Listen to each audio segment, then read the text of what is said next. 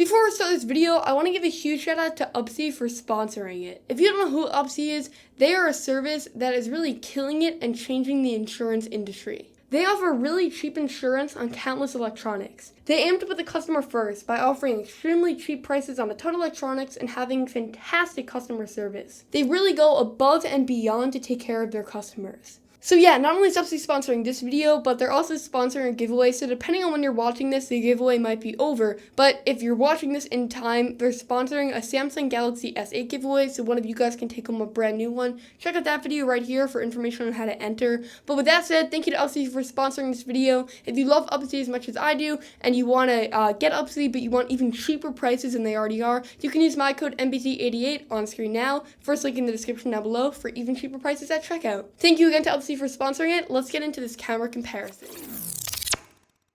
Hey guys, what's going on? It's Jack here from Nothing But Tech. Welcome back to another video. If you love cameras as much as I do, it's probably pretty important to you that your smartphone has a pretty good one. So in today's video, we're going to be comparing 3 of the highest end smartphones on the market, including the LG G6, the Samsung S8, and of course the iPhone 7 Plus. Although it's a bit old, it's still the latest flagship from Apple, so I thought I'd include it in this video to see which one wins it all. So before we get into showing you guys all the samples and talking about which one's my favorite and which one has the best camera overall, what I do want to say is that all of these phones are in the $700 starting range for how much they cost, and that's really expensive. So for that money, all these phones really have a great camera. There are some differences in different environments where one camera outperforms the other, but for $700, you should be expecting a great camera, and you really do get that on these devices. And then the second quick note is actually a fun one. MBT's V4 just launched. It looks like this. It comes in a t-shirt and stickers that you can add to like your computer or something. I think it looks pretty sick. You could check that out also in the description. But let's get into the camera comparison. Okay, so starting out with specifications on the LG G6, we have 2 cameras. You'll see all the specs on screen now, but the main difference between the 2 cameras is how wide the lens is. So they're both 13 megapixel sensors, but the wide angle lens is worse quality than the regular angled lens, but it does help in certain situations where you want to get more of a scene in. It's nice to have the wide angle, so I would trade in quality for a wide angle in certain cases. So it's nice to have the option between higher quality but a tighter frame and less quality but a wider frame. So I'm very happy to have the 2 lenses. Definitely something that I missed on the S8, which only has 1 lens. So you'll be able to see tests in this video of both the regular lens and the wide angle lens. But now let's talk about the specs of the S8. Okay, so in terms of what the S8 packs, it packs a 12 megapixel sensor with an f1.7 aperture, and it's only 1 lens here, unlike the G6 or the iPhone 7 Plus. And the camera is definitely a great sensor, but it would be nice sometimes to get the wider angle shot or the tighter shot like the iPhone 7 Plus offers. But overall, the S8 definitely packs a great camera. It is a slightly different sensor than the S7 from last year, so you'll be able to see a bunch of tests of the camera. And little spoiler here, the photos are almost always awesome, if not a little bit oversaturated. More on that soon though. Let's talk about the iPhone 7 Plus specs. Okay, so last but not least, we have the iPhone 7 Plus, and it rocks 2 cameras. Both of them are 12 megapixels. The difference here is the focal length and also the aperture. The closer in telephoto lens has an f2.8 aperture, whereas the wider lens has an f1.8 aperture, which means that the wider lens will have better depth of field and overall just a better picture. But it will be nice to have the second lens for the portrait mode that the iPhone offers, which is basically a way to get greater depth of field in an image, and also just to get a closer shot when you need it. So that's the iPhone 7 Plus specifications. With all of that out of the way, let's go into the camera test, and I'll tell you guys which is my favorite overall. Okay, so this first test is an outdoor test with optimal lighting. All devices perform pretty well here. Looking first at the S8 and G6, we can see that the images are a lot more saturated and vibrant in comparison to the iPhone 7 Plus. So the photo that the iPhone took is definitely the most accurate representation of the scene, but that doesn't mean that it's the best photo. That definitely comes down to personal preference. The G6 crushes the blacks a lot more than the iPhone 7 Plus and also looks a bit more vibrant, but overall, out of the 3, the S8 is my favorite because it's the most saturated shot and offers a really warm vibe, which is the kind of thing I'm looking for in a photo like this. Here's another example in very similar lighting conditions. The same story holds true here in terms of saturation, but where the S8 and the iPhone 7 Plus nail focus, the G6 missed focus, which I find happens a lot more on the LG phone than on the other 2 phones in the mix. The green looks really natural on the iPhone 7 Plus, but pops out more on the S8. The editor in me prefers the iPhone 7 Plus's natural look in this case, as it leaves room for color correction in post, but it's definitely personal preference, so let me know what you think in the comments down below. Switching to some low light photos, this is where all the cameras start to suffer a bit. The S8 completely oversaturated the photo in this case, making the white control pad have a really yellow hue. It looks less grainy than the iPhone 7 Plus, but the colors on the iPhone were a lot more accurate. The LG G6 did not get focus again, which seems to be a theme here, but it represented the white a bit more accurately. Also, if you haven't noticed, the G6's images are tighter in on its regular lens than the S8 or the iPhone 7 Plus, so when we switch over to the wide angle lens, we get a lot more in the frame than the other photos, but the photo still looks kinda soft. This next round was taken in mild lighting conditions, and you can see that the G6 actually nails focus this time, but it overexposes my hand completely, where the iPhone 7 Plus and S8 did not. The S8 did slightly overexpose my thumb, but it is still my overall winner here, as the focus on the 7 Plus looks kinda soft.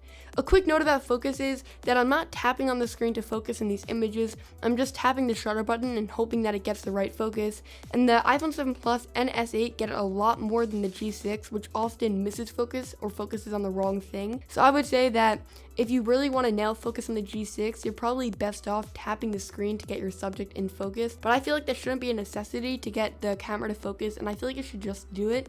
So for that reason, the G6 often falls behind the iPhone 7 Plus and the S8 in terms of which camera I prefer the most. Switching back over to some outdoor shots though, this one of the sky looks great on every single device. The sky pops the most on the S8, and when zooming in on the S8, it's also the sharpest photo, but I think out of all of them, the LG G6 is my favorite, as it's in the middle of being super neutral like the iPhone 7 Plus, but being saturated like the S8 without it being overdone. That's a tough call though, as all of the images look great, and I'd be happy posting any of these photos to social media, so definitely let me know which one you prefer. Heading back to some low light photos, this one of the arcade machine really shows how great these cameras can perform in low light some of the time. All the phones got the focus right in this shot, and the colors look great on every single device. As always, the S8 is the most saturated photo out of the three, but surprisingly, when you zoom in on every photo, it's obvious that the iPhone 7 Plus is the sharpest, which is surprising considering that Samsung adds a lot of post-sharpening.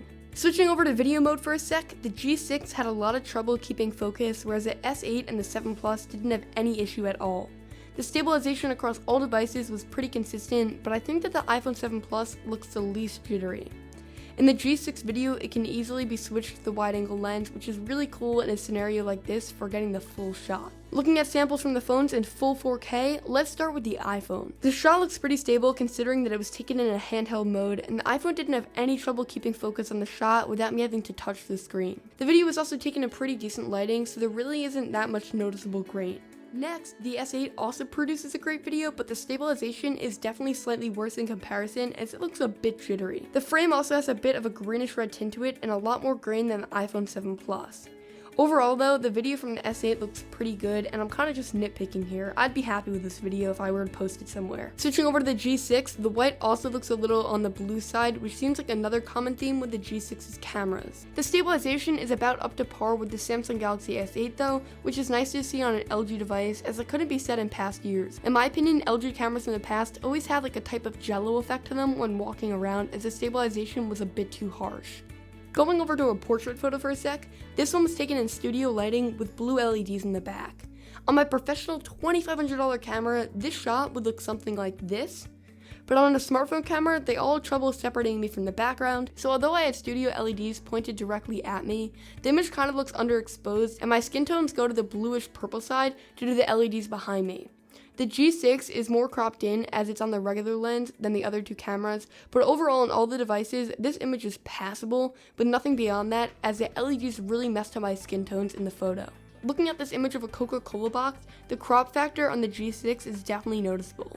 Although the G6 has a wider lens, it is worse quality than the regular lens, so I'm a bit disappointed at the crop factor in comparison to two other phones, as I would have liked to see a bit of a wider angle on the regular lens so I could still get the good quality without having to resort to the wide angle lens to get more of my shot but have worse quality. Per usual, the S8 and the LG G6 both have images that are more saturated than the iPhone 7 Plus, but in this case I actually think that looks great as the red really pops, so I'm going to say that the G6 and the S8 S8 tie for a win here. For our second to last sample image, I took a picture of really well lit flowers. The G6 completely missed focus, so I'm going to take it out of the running, but the S8 and the iPhone 7 Plus both not only nailed focus, but they also nailed color as well. The iPhone 7 Plus's image is a lot darker than the S8, so I think that the S8 did a better overall job exposing the image, giving it the W in this case. Our final image is one of a lamp. The iPhone surprisingly missed focus on this image, so just like the G6 in the last round, the iPhone is immediately going to take the L here. The lamp actually has a really warm hue to it, so I think that although it's a bit overdone, the S8 portrays that really well here.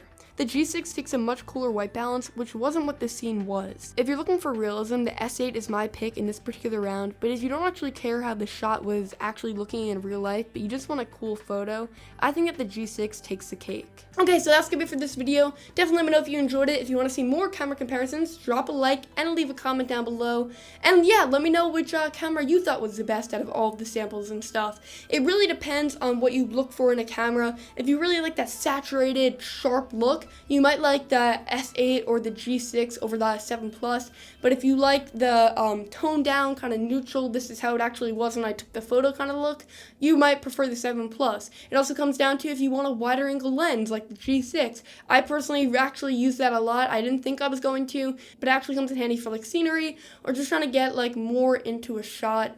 Or if you like the 7 Plus because you can get really close to a subject 2 times what the regular camera can do. And you can also use the portrait mode to get really cool depth effect on photo as you saw. So it really comes down to what you look for in a camera. No matter what phone you go with, you are going to be getting a great camera here. And I don't think that the camera should be the one reason why you get a phone, because the camera in all of these will definitely impress you. If you like S8 coverage and G6 coverage, I have a lot more coming, so be sure to subscribe. If you want to see any other tech videos, definitely let me know with a comment down below which video you want to see.